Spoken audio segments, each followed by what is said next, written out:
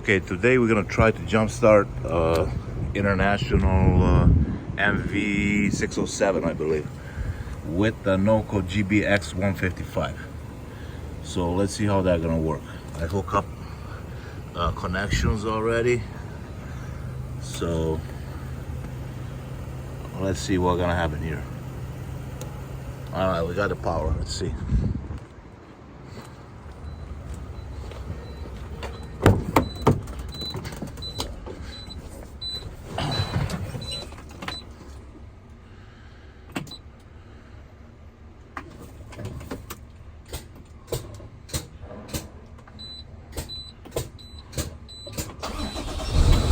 There you go.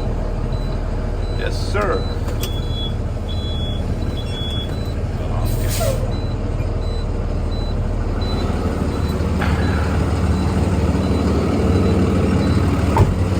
So, for these type of situations, for trucks, medium duty or heavy duty, let me turn this off.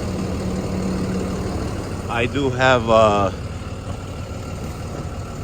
a NOCO.